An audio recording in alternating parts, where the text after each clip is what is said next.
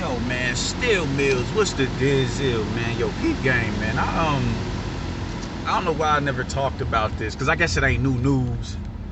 You dig? But why is it always got to be new as it pertains to the sport? Why can't we bring up some, legendary fights and analyze and break that shit down, man? So I'm gonna start doing that a little bit more often, man. I wanna talk about Roy Jones and Antonio Tarver's first fight, man. Listen, I don't fuck with nobody say Roy Jones did not lose that fight. He didn't. He didn't. A rematch was never. Honestly, it was never warranted. It was never necessary. Now, granted, he got the rematch, and Antonio Tarver stopped him in far more dramatic fashion than Roy Jones was able to handle him. But nonetheless, he wasn't deserving of a rematch based off of that performance, man. I mean, Antonio Tarver got it going early on, and a lot of that was just due to Roy Jones just staying on the defense, not letting his hands go, just staying just staying too defensively responsible, staying defense first. He wasn't countering, he wasn't letting his hands go or nothing. The minute Roy started letting his hands go, you seen a rapid decrease in activity from Antonio Tarver. The minute Roy started stepping back and throwing that right hand counter, you started to see, oh, okay. And then he couldn't keep, the speed was giving him a lot of problems as well. I want to say after the early rounds, like when he really got into rhythm into like the early mid rounds, that's when you started seeing speed really. He just started getting off first and in combination. And that was really hindering Antonio Tarver. It really was, man. I mean, it was the level of Antonio Tarver is a real reputable light heavyweight. But it's just when you look at Roy Jones, you seen the level of talent between the two of them. You honestly did, man. And that's not a shot at Antonio Tarver. You ask me, Roy Jones is arguably the GOAT. Roy Jones Jr. is arguably the GOAT. You could argue that. He should, he stayed in a little too long, not even a lot too long. There's no reason why he should have been competing all the way up until 2012 and 2011 and shit like that. Nah, bro. He should have, sailed off into the sunset when he came back down from heavyweight. Said, all right, yo, this just ain't it. Nonetheless, Roy Jones at his peak was possibly unfuckable from anybody between 60 and 75. Roy Jones Jr. at his peak was unfuckable. And he proved it in that fight. He was first the entire fight, man. And Antonio Tarver couldn't capitalize on the speed. He couldn't punch in between his punches. Roy was, the footwork was there, whether it was just the distance control or it was the angles that he was throwing the shots from. He just couldn't. He was too fast. And when Roy Jones would drop back off in activity, that's when you would see the activity pick back up for Antonio Tarver. He'd lay on the rope with the high guard up and just kind of let Tarver go to work on him, and then he'd get right back in the kitchen and cook. I don't know where this narrative came from that Roy Jones Jr. lost that fight. I don't get it. Because I went and I watched that fight, because it was a fight that I never watched. Of course we all seen the knockout, but I never, you got any excuses now, Roy, or some shit like that. Whatever he said at the beginning of the fight and of the rematch. And I was like, damn. That's always gonna stick out in your head. What happened in the rematch, man. But I'm like, yo, what happened in the first fight? Because like I said, I won't lie to you, man. I'm new to the sport, you dig? Unless it was a big, colossal fight, I didn't really watch it back in the day, man. I honestly, I didn't. Growing up, I didn't. I wish I would have. I really wish I would have. I would have loved to, live through the, not live, but be, cognizant of the Klitschko era when both of the brothers were were dominating. I wish I would have got to see Winky Wright live. I wish I would have got to see Tito live. I wish I got to see all of that. I got to see Roy Jones because Roy Jones was just the pinnacle. Roy Jones was just like, yo, this is just where it's at right here. I remember watching him put his hands behind his back. I forget the dude's name that he was fighting, but he put his hands behind his back and set a trap for him. He off the rope, and dude reach into it, back. Game over. I remember seeing that. I was like, yo, this dude is different. But I wish I would have, seen a lot of the shit that, and avidly watched it. Because I remember watching Mike Tyson and Evander Holyfield. I remember watching their rematch. I didn't understand the magnitude of it. I didn't know the backstory. I didn't know that, they were supposed to fight years ago when they was on the same Olympic team and all that. I didn't know all of that. I just know Mike Tyson and Evander Holyfield. That was it. So I wish I would have been paying attention to these fights years ago. I really wish I would have, but I didn't. So it's nothing that we can do about that. But I never seen. Damn, I hate when niggas walk across the street like they got bumpers on them and all that, bro.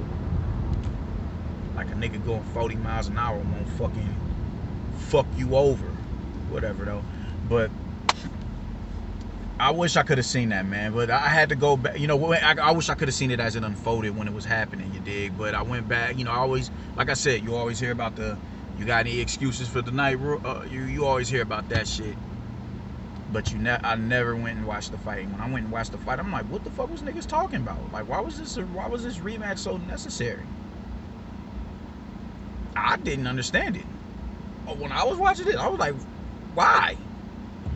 And I'm expecting Roy to get crashed because that's just that's just the synopsis of what everybody was saying, man. Like, oh yeah, Roy did.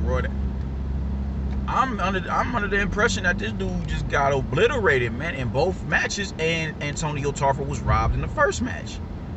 So I'm watching it, and early on, you're like, all right, cool. This has to be, around the time when Roy started slipping. He started slipping, and he just, just doing all types of bullshit, sipping lean, going and hooping before the motherfucking match and all that. This is that Roy. This is what I'm thinking.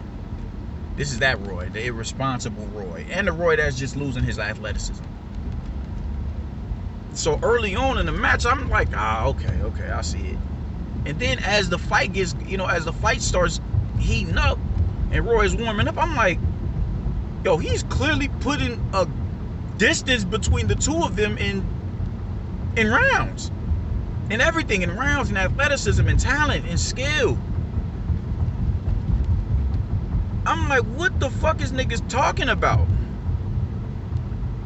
Like, no, I don't understand for the life of me how people think that Antonio Tarver was deserving of a rematch. I don't.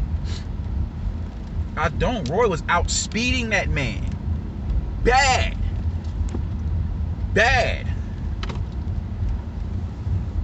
Like, I thought it was a clear victory. Both Florida niggas.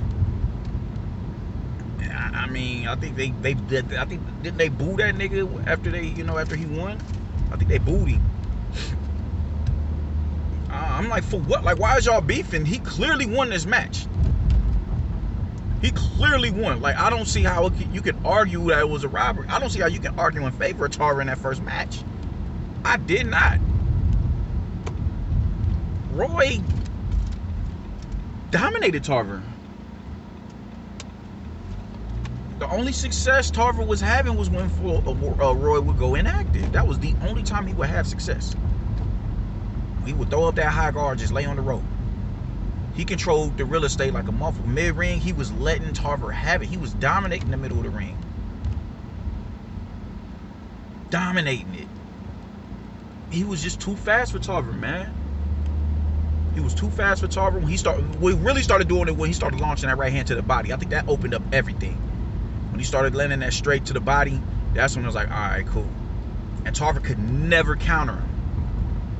He could never counter him on as he was coming out of it. He could never counter him. Ever. That whole match, he was just launching that right hand consistently. And that opened up scoring opportunities off of him, landing that right to the body whenever he wanted to, when he decided to open up. And then Roy started countering. Naturally, when you can counter, you get a little apprehensive. If you can't get somebody's timing, imagine trying to get Roy Jones Jr. timing down at that particular time. That's borderline impossible. He's countering this nigga now. He's first. The majority of the fight, he's first. And it ain't just like a jab or a straight right hand. No, it's in combination. It's, 3-shot bursts. So I don't know what niggas is talking about that Roy lost that fight. I really would like an understanding of that. I really would want somebody to tell me how he lost that fight. How? When you're a superstar, you're gonna have your detractors. So just like Tyson, just like Roy Jones, just like Floyd Mayweather, just like Manny Pacquiao, just like Canelo Alvarez, just like Monster Inoue, just like Lomachenko, just like Anthony Joshua, Deontay Wilder, Tyson Fury, you're gonna have your detractors when you're reigning supreme in a particular division. So I'm sure he has detractors that has something to say about him, and I would want to hear why it is they feel that he lost that match against Antonio Tarver. Because I can't understand it. What the fuck is this? God damn it. So I don't know, man. I saw that, and that shit always, it didn't always bother me because I didn't always know about it. But when I went and I watched the fight, it really started to irritate my soul. I can't get jiggy with that shit. Homie lost. He lost. And I thought it was a clear-cut, concise victory for Roy Jones Jr.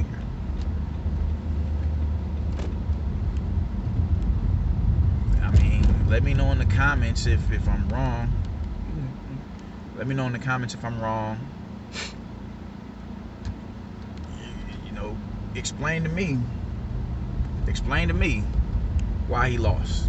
Because I'm waiting to hear, I'm waiting for this explanation. Holla at me, man. Let me know if I'm burnt out or if I'm on to something, man. Peace.